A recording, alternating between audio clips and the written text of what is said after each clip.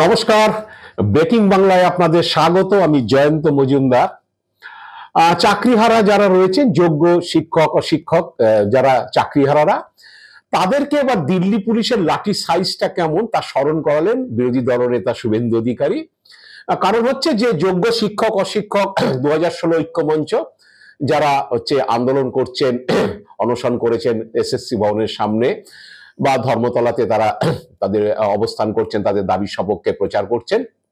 তারা ঘোষণা করেছিলেন যে আগামী বুধবার দিন দিল্লিতে যন্তর মন্তরে তারা অবস্থান করবেন এবং তাদের দাবি সনদের কথা জানাবেন। সেখানে ন্যাশনাল মিডিয়া টিডিয়া থাকে, আপনারা জানেন। প্লাস দিল্লিতে গেলে দিল্লি কেন্দ্রীয় সরকারে যারা আছেন তারা জানতে পারেন, রাষ্ট্রপতি ভবন, সংবাদ মাধ্যম সূত্রে বিভিন্ন মহলে সে খবর পৌঁছে যায়। তো সেই দাবি সনদে জানানোর জন্য তারা দিল্লিতে অবস্থান করবেন যন্তর মন্তরে, এবং সেই কারণে সোমবার দিন বাসে করে 60 জন রওনা দিয়েছেন এবং জনপনেরক তারা ট্রেনে যাবেন। কয়েকজন রওনা দিয়েছেন, আগামীকাল কয়েকজন যাবেন। তো এই বিষয়ে যখন শুভেন্দু অধিকারীর প্রতিক্রিয়া জানতে চাওয়া হয়েছিল, তখন সোমবার দিন শুভেন্দু সাংবাদিকদের সামনে প্রতিক্রিয়া দিতে গিয়ে বলেছেন যে এসব তৃণমূলের দালাল, এরা সব দালালি করছে। এবার দিল্লিতে যাক না, দিল্লিতে গেলে বুঝতে হবে দিল্লি পুলিশের লাঠির সাইজ কিন্তু 8 ফুট। তো সেটা স্মরণ করিয়েছে এবং শুভেন্দু এটা বলে দিয়েছেন যে, বোঝানোর চেষ্টা করেছেন বা কিছুটা বলা যায় হুমকিও দিয়েছেন যে দিল্লিতে গিয়ে সুবিধা হবে না। তো শুভেন্দু কি বলেছেন আমরা একটু আপনাদের শুনিয়ে দেবো। চাকরিহারারা দিল্লির উদ্দেশ্যে রওনা দিচ্ছে এবং তারা ওখানে গিয়ে তৃণমূলের দালালরা যাচ্ছে। ওই মেহবুব বলে ছেলেটা নিয়ে যাচ্ছে তো, হ্যাঁ, যে মমতা ব্যানার্জির বন্দনা করছিল, ও সব ড্রামাবাজি জানা আছে। ও দিল্লি পুলিশ আছে, লাঠির সাইজ 8 ফুট। আসলে এইটা বলার কারণ হলো শুভেন্দু অধিকারী যেটা বোঝানোর চেষ্টা করেছেন যে ওখানে এই যারা যাচ্ছেন তাদেরকে তিনি তৃণমূলের দালাল দালাল বলেছেন, যোগ্য শিক্ষক অশিক্ষক কর্মী 2016 ঐক্যমঞ্চে যারা সদস্যরা, এবং দিল্লি থেকে বিক্ষোভ করলে সেখানে পুলিশ লাঠি মেরে তুলে দেবে এবং পুলিশের লাঠির সাইজটা অনেক বড়। কারণ এর আগে যখন 2023 সালে তৃণমূল দিল্লিতে ধর্ণা দিতে গেছিল ওই 100 দিনের কাজের টাকা যেটা বকেয়া রয়েছে সেই বিষয়ে এবং আবাস যোজনার টাকা নিয়ে, তখনও শুভেন্দু অধিকারী একইভাবে হুমকি দিয়েছিল এবং তৃণমূলের যারা অভিষেক বন্দ্যোপাধ্যায়ের নেতৃত্বে সেই ধর্ণা অবস্থান কর্মসূচি ছিল, তো সেখানে দিল্লি পুলিশ তাদেরকে নানানভাবে হেনস্থা করে, যেখানে অবস্থান করতে যায় সেখানে করেছে। পরবর্তীকালে তাদেরকে পুলিশের ভ্যানে করে তুলে নিয়ে যাওয়া হয়েছিল। এইসব নানান ঘটনা ঘটেছিল। তো শুভেন্দু তখনও কিন্তু একটা আগাম হুমকি দিয়েছিল। তো এবারও একইভাবে চাকরি প্রার্থীদের সেই হুমকিটা দিলেন যে দিল্লিতে গিয়ে অবস্থান করলে তাদের লাঠি খেতে হতে পারে, এবং দিল্লি পুলিশের লাঠির সাইজটাও তিনি স্মরণ করে দিয়েছেন। যাই হোক, অনেকে বলছেন যেটা বলার কারণটা কি, আসলে কি আরজি করের মতো এই চাকরিহারা বা চাকরি বাতিলের যে ইস্যুটা, সেটা কি বিজেপির হাতছাড়া হয়ে যেতে চলেছে? এরকম অনেকে প্রশ্ন করেছেন, কারণ আরজি করও একই জিনিস দেখা গিয়েছিল। তো এবার কিন্তু কেন্দ্রীয় নেতৃত্ব বিজেপি, যেটা আমার কাছে আমি যেটা খবর পেয়েছি বিজেপি সূত্রে, কেন্দ্রীয় নেতৃত্ব বারে বারেই বলেছিল যে এই ইস্যুটা যাতে কোনোভাবে আরজি করের মতো হাতছাড়া না হয়ে যায়, কারণ এখানে বহু লোক জড়িত এবং তাদের পরিবার জড়িত। প্লাস বিভিন্ন স্কুলে পড়াশোনার ক্ষতি হতে পারে বা ক্ষতি হবেও হয়তো। সেক্ষেত্রে যারা স্কুলে যারা পড়ুয়ারা রয়েছে তাদের পরিবার সকলে মিলে একটা বিরাট তার একটা অভিঘাত রয়েছে।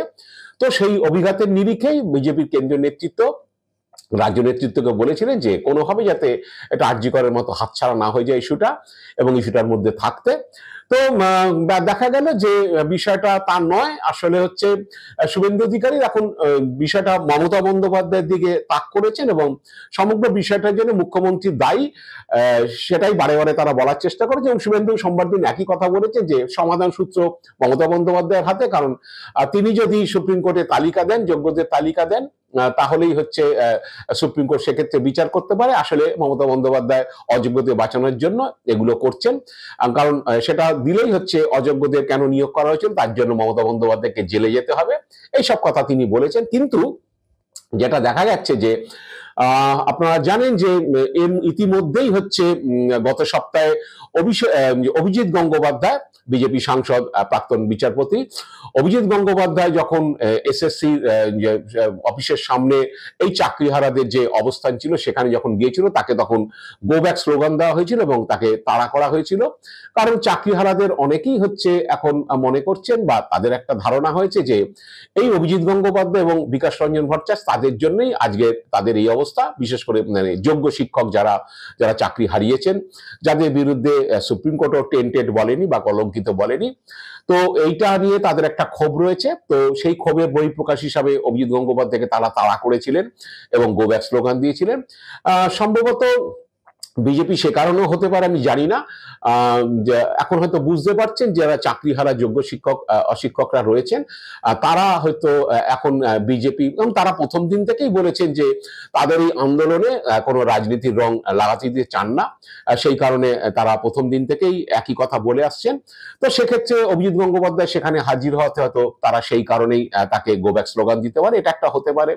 দ্বিতীয়ত হচ্ছে সবাই অনেকে বলছেন যে এই শুভেন্দুর এই বক্তব্যের পরে যে কোনো বিষয়ে, কোনো ভারতবর্ষে যখন বিভিন্ন রাজ্যে কোনো ক্রাইসিস হয়েছে, কিছু ঘটনা ঘটেছে, সেই সময় অনেকেই হচ্ছে দিল্লিতে গিয়ে যন্তর মন্তরে তারা ধর্ণা অবস্থান করেছেন, ন্যাশনাল মিডিয়ার কাছে তাদের বক্তব্য তুলে ধরার চেষ্টা করেন। যেমন এখানকারও চাকরি প্রার্থীরা যারা সোমবার রওনা দিয়েছেন তারা বলেছেন যে বিভিন্ন রাজ্যের উপর দিয়ে তারা যখন যাবেন তখন তাদের দাবি সনদের কথা সেখানে তারা লিফলেট আকারে তারা প্রচার করবেন যে তারা কি দাবি নিয়ে দিল্লিতে যাচ্ছেন।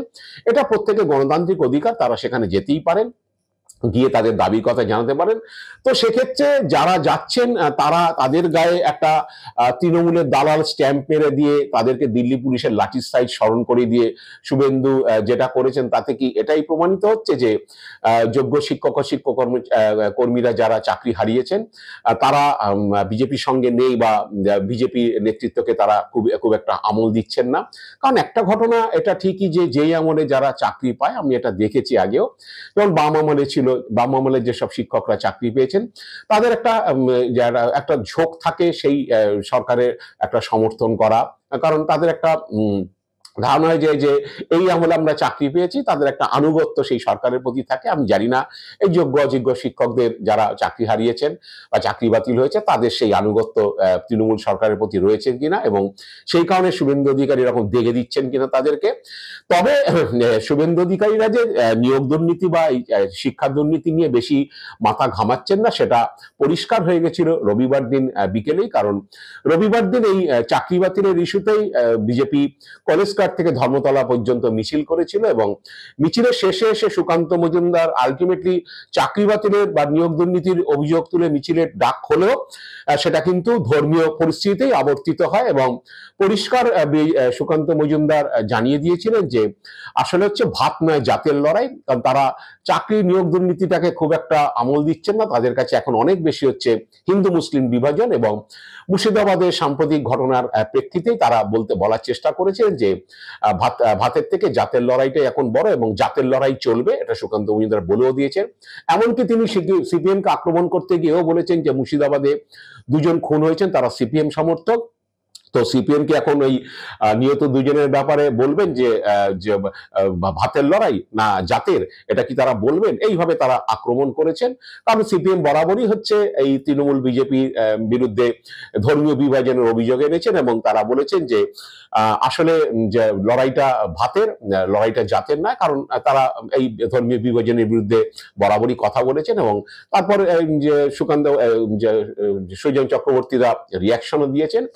কিন্তু পরিষ্কার হয়ে গেছিল যে রবিবার বিকেলে যে চাকরি বাতিলের দাবিতে বিজেপি সেই আন্দোলন হলো, কিন্তু আলটিমেটলি বিজেপি সেই মুর্শিদাবাদ বা মোথাবাড়ি মালদার এগুলোকে ইস্যু করতে চাইছে এবং সামনের দিনে এগুলোকেই চাগিয়ে রাখতে চাইছে। কারণ বিজেপির কাছে এখন শিক্ষা দুর্নীতির থেকেও হিন্দুত্ব বড় এবং হিন্দু মুসলিম বিভাজনটাই তারা বেশি করে আঁকড়ে ধরতে চাইছে। সেই জন্যই হয়তো শুভেন্দু অধিকারী অনায়াসেই হচ্ছে এই যোগ্য শিক্ষক অশিক্ষক কর্মীরা যারা দিল্লিতে যন্তর মন্তরে অবস্থান করতে গিয়ে তাদের বিরুদ্ধে এরকম একটা কথা বলেছেন। এবং তারা বোধহয় এটাও বুঝতে পারছেন আরজি করে যেমন জুনিয়র ডাক্তাররা বলে আমাদের বিজেপি সাংসদ অভিজিৎ গঙ্গোপাধ্যায় এবং বিধায়ক অগ্নিমিত্রা পালকে গোব্যাক স্লোগান দিয়েছিলেন, তখন বিজেপি নেতৃত্ব বুঝতে পেরেছেন যে জুনিয়র ডাক্তাররা তাদেরকে চাইছেন না বা তাদেরকে পছন্দ করছেন না, বিজেপি তাদের এখানে আসুক, বিজেপি নেতারা আসুক। এইটা হয়তো এখন শিক্ষক কর্মচারীরা বুঝিয়ে দিতে চাইছেন যে তারাও রাজনীতির লোকজনদের আসার জন্য আপত্তি করেছেন এবং রাজনীতির রং যেন না লাগে তাদের এই আন্দোলনে, তারা সে বিষয়ে আপত্তি করেছেন। এখন ওই রাজ্যিকরের ওটা ঘটনা ঘটার পরে দেখা গিয়েছিল যে সিপিএম, কংগ্রেস বা এসওসি নকশাল নেতারা অনেকেই যে ডাক্তারদের মিছিলে হেঁটেছেন, কিন্তু বিজেপি নেতাদের আর সেভাবে দেখা যায়নি, তবে কর্মীদের থাকতে বলেছিলেন। তো এবার বিজেপি নেতৃত্ব কি সিদ্ধান্ত নেন, রবিবারের সুর যদি চড়ে থাকে বা রবিবারের সুরেই যদি বিজেপি গান গাইতে চায়, তাহলে নিশ্চিতভাবে যে বিজেপি আর এই শিক্ষক যারা যাদের চাকরি হারা হয়েছেন যারা, তাদের সপক্ষে বিজেপি কতটা বলবে জানা নেই। তবে জাতের লড়াইটা নিয়ে বিজেপি মূলত বলবেন, কারণ তাদের এখন হচ্ছে অনেক বেশি তাদের প্রায়োরিটি যেটা হচ্ছে যে জাতের লড়াই, হিন্দু মুসলিম বিভাজনের লড়াই, মুসলিমদের বিরুদ্ধে প্রচার করা এবং হচ্ছে যে হিন্দুদের এক কাট্টা করা, সেটাই এখন সুকান্ত মজুমদার, শুভেন্দু অধিকারীরা হয়তো বেছে নেবেন। সেই কারণেই হয়তো এই ধরনের কথা বলেছেন। জানি না এরপরে চাকরিহারাদের বিষয়ে আর কিছু তারা বলবেন কিনা, কারণ প্রথম দিন থেকেই তারা মমতা বন্দ্যোপাধ্যায়কে আক্রমণ করেছেন এবং এইটার ঘটনার জন্য মমতা বন্দ্যোপাধ্যায় আক্রমণ করলে, কিন্তু অনেকেই বলছেন যে যারা আজকে সত্যি চাকরিহারা হয়েছেন তাদের পাশে বা তাদের প্রতি সহানুভূতিশীল হওয়া বা তাদের পাশে থাকাটাও জরুরি প্রধান বিরোধী দল হিসাবে। এখন কতটা তারা থাকবেন যাই না, তবে মমতা বন্দ্যোপাধ্যায়কে নিশ্চিতভাবে আক্রমণ করবেন। তবে মূল লক্ষ্য নিশ্চিতভাবেই হবে যে মুর্শিদাবাদ বা কোনো সাম্প্রদায়িক যদি কোনো গোলমাল বাঁধে বা কোনো আমাদের রাজ্যে মুর্শিদাবাদ বা মালদার মতো কোনো ঘটনা ঘটে, সেটা নিয়ে বিজেপি নেতৃত্ব মেতে থাকবেন। এটাই পরিষ্কার ইঙ্গিত দিয়ে দিয়েছেন রবিবার দিন সুকান্ত মজুমদার, শুভেন্দু অধিকারীরা ধর্মতলার মঞ্চ থেকে। তারই বই প্রকাশ হয়তো সোমবার শুভেন্দু এই কথা বলেছেন। আজ এ পর্যন্তই। আপনারা ভালো থাকবেন, সুস্থ থাকবেন। নমস্কার।